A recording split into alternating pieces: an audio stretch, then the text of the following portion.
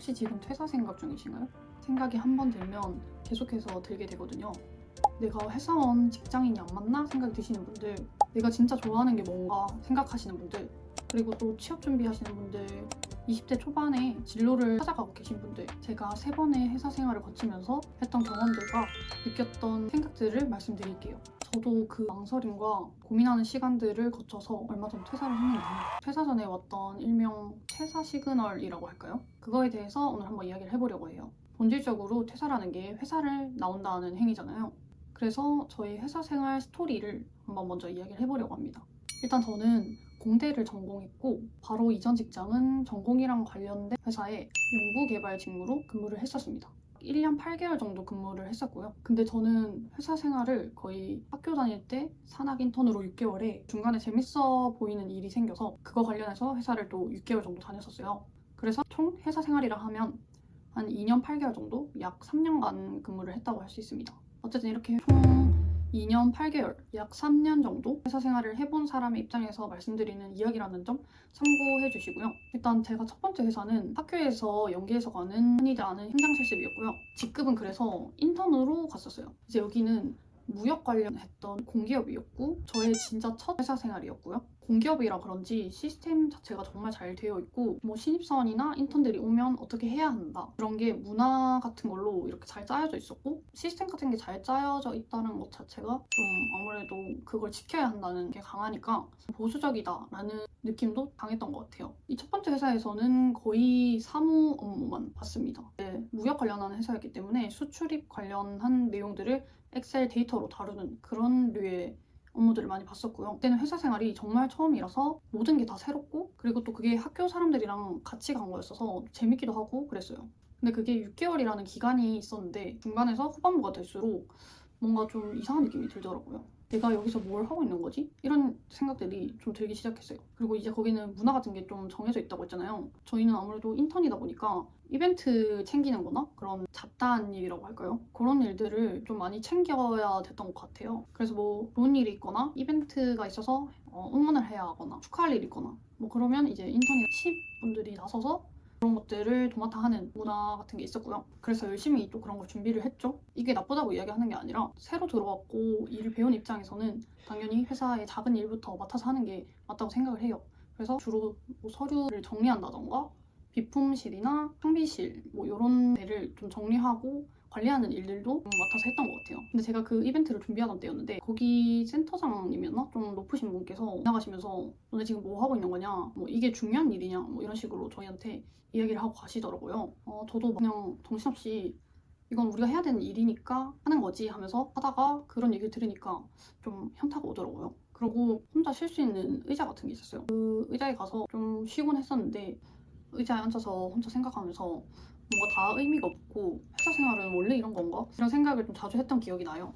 어쨌든 그렇게 회사 생활에 대해서 뭔가 이상함을 느꼈지만 중간에 그만두기는 싫어서 6개월간의 인턴 생활은 무사히 잘 마쳤습니다. 그리고 그 후로 제가 좋아하는 일을 찾아야겠다고 생각을 해서 열심히 또 찾다가 마케팅이랑 기획 관련해서 관심이 생겼었어요. 그래서 두 번째 회사는 기획 관련 업무를 시작하게 됐습니다. 처음 적응은 어디든 늘 힘들기 마련이지만 이 회사는 좀 더 자유분방한 느낌이 강해서 처음 적응이 좀 더 어려웠던 기억이 있어요. 그렇지만 제가 또 적응이 좀 빠른 편이라서 시간이 조금 지나고 나서는 적응을 잘 해나갔고요. 그러고 또 즐겁게 회사 생활을 했어요. 근데 여기는 또 다른 문제가 있었던 게 이 기획이라는 직무가 제가 생각했던 직무가 아니었던 거예요. 지금 생각해보면 제가 그때는 마케팅 기획 이런 쪽에 대해서 이제 막 알아가기 시작한 시기였어서 어디 접할 데가 없으니까 전공도 완전히 다른 쪽이기도 하고 해서 책을 읽고 영상을 보고 이렇게 공부를 했단 말이에요. 그러다 보니까 막연하게 생각했던 부분이 좀 컸던 거죠. 되게 멋진 일을 할 줄 알았고 되게 가슴 뛰는 일이다 라고 저는 막연히 생각을 했던 것 같아요. 기획 먼저 배워봐야겠다 하고 기획 일을 시작하게 된 거였는데 기획이라는 게 너무 넓은 범위잖아요. 그래서 일단 제가 생각했던 기획 업무가 아니어서 직무 자체가 좀 맞지 않던 게 있었지만 회사 생활이라는 것 자체에 대한 본질적인 의문을 늘 가지고 있었던 것 같아요. 그 회사는 뷰가 좀 좋았는데 그 좋은 뷰를 보면서도 너무 답답하다. 내가 진짜 즐겁게 할 수 있는 일은 뭘까? 난 지금 즐겁게 일을 하고 있는 걸까? 라는 생각이 막연하게 계속해서 들었고 내 시간을 내 마음대로 쓸 수 없다는 게 정말 괴로운 일이구나. 이런 생각을 했던 기억이 나요. 그리고 대망의 세 번째 회사입니다. 바로 직전 회사이기도 하고요. 첫 회사가 정말 신입 인턴들에게 정말 잘 챙겨주는 회사라는 거를 두 번째, 세 번째 회사를 거치면서 깨달았던 것 같아요. 그 문화라는 게 정말 그래서 양날의 검이죠.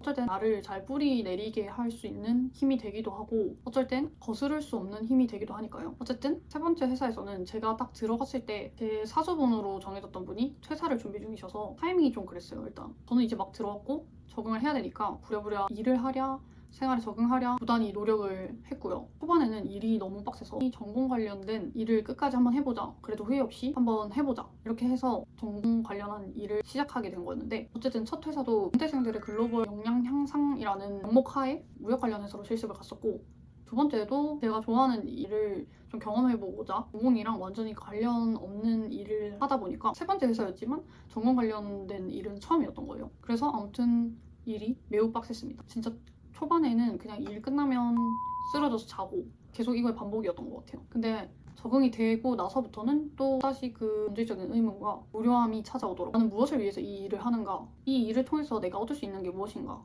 나는 나를 위해서 일을 하는가? 회사를 위해서 일을 하는가? 이 일을 하면서 행복한가? 평생 이 일을 위해서 살 수 있는가? 평생 하고 싶은 일인가? 평생 내 전부를 바치고 푼 일인가? 내 모든 걸 걸고 하고 싶은 일인가? 내가 원하는 미래를 가져다 줄 일인가? 나머지 1년 동안은 계속해서 이 물음을 반복했던 것 같아요. 근데 어느 날 퇴근하는데 이유 없이 눈물이 막 나더라고요. 왜 이러지? 했는데 그냥 그동안 그 질문들과 함께 많은 것들이 안에 쌓였던 것 같아요.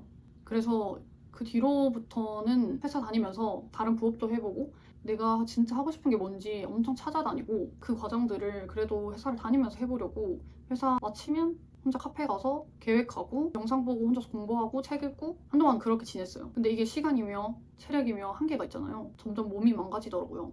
그래서 그 시기에 위험을 얻었고요. 아직도 낫고 있는 중입니다. 여러분 저처럼 회사 다니면서 이런 고민하고 계신 분들은 제가 무작정 회사세요 이렇게 말을 못하겠어요. 저도 제가 되게 도전적이라고 생각했는데 막상 이 안정적인 수익과 안정적인 생활 이걸 저버리려고 하니까 생각보다 걱정이 앞서고 그렇게 되더라고요. 근데 막상 나와보니 별거 없어요. 내가 하고 싶은 일을 하니까 스트레스는 없을 수는 없지만 그래도 후회가 없잖아요. 그냥 하는 거밖에 없어요. 하는 수밖에 없는 거죠. 내가 선택했으니까 내가 하고 싶다고 한 일이니까 끝까지 가보는 거예요. 지금 할 수 있는 데까지. 그리고 만약에 상황이 여의치 않아서 뭐 다시 재취업을 하게 돼. 잠시 또 다른 길을 가게 돼. 그렇다고 하더라도 내가 포기하지 않으면 끝이 아닌 거잖아요. 실패가 아닌 거잖아요. 또 다시 시작하게 된다면 나중에라도 그건 그냥 다른 길로 조금 돌아가거나 다른 길로 우회해서 가거나 여러 가지 길이 있는 거니까요. 근데 거기 서서 아무것도 안 하면 후회하고 나중 돼서 엉엉 울고 만약에 과거로 돌아간다면 이렇게 해야지 해봤자 아무 소용이 없는 거잖아요. 근데 난 도망치지 않고 내 스스로 떳떳하게 내 생각에 따라서 선택하고 내 믿음에 따라서 내가 행동했고 그렇게 내가 내 인생을 주도적으로 살았고 내가 원하는 대로 살았고 그렇게 자부심을 가지고 살아가면 인생에 더 애틋해지고 더 소중하게 느껴지고 그러면 하는 일도 더 잘 되고 뭔가 해봤을 때 잘 안 될 수도 있어요. 당연한 거죠. 하기 전에는 모르는 거니까. 근데 그래도 해보고 이렇게 하니까 안 되네 하고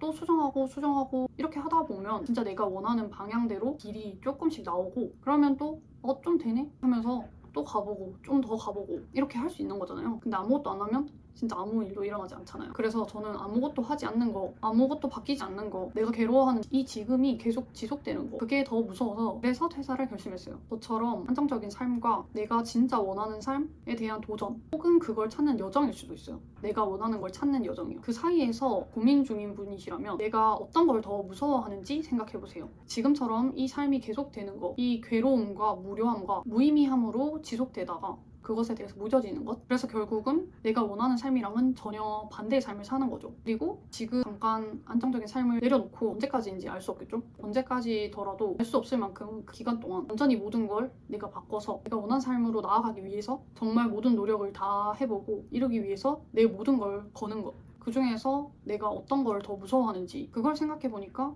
저는 쉽게 답이 나오더라고요. 그리고 내가 원치 않는 그 삶으로 다시 돌아가지 않기 위해서 모든 걸 후회 없이 다 해볼 테지만 만약 후에 내가 내 판단으로 다시 그런 삶을 잠깐이든 더 오래이든 선택한다고 한들 내가 모든 걸 다 해본 후에는 후회가 없을 거란 걸 알거든요. 그래서 만약 내가 이 길의 끝에 갔을 때 이 길은 아니었구나 한다고 하더라도, 그래서 또 다른 걸 하게 되고 다른 길을 간다고 하더라도 더욱 미련 없이 그 일에 쏟아부을 수 있다고 생각해요. 내가 지금 진짜 해보고 싶은 일을 해보지 않고 다른 걸 한다면 계속해서 그게 눈에 밟히잖아요. 미련이 남고, 그러다 보면 그렇게 지금 하는 일에 집중을 못하게 되겠죠. 제가 이런 말을 어디서 봤어요. 나이를 먹고 세월이 흐르면 시간이 없으니 자신이 좋아하는 일을 먼저 하라고요. 그 말이 최근에 정말 와닿더라고요. 어쨌든 지금 과거의 저와 같이 선택의 기로에 서 계신 분들이 이 영상을 보신다면 제 이야기가 여러분들의 소중한 앞날에 중요한 선택을 현명하게 하는 데 있어서 조금이나마 도움이 됐으면 좋겠습니다. 하고 싶은 거 하고 좋아하는 거 하고 다른 누가 아니라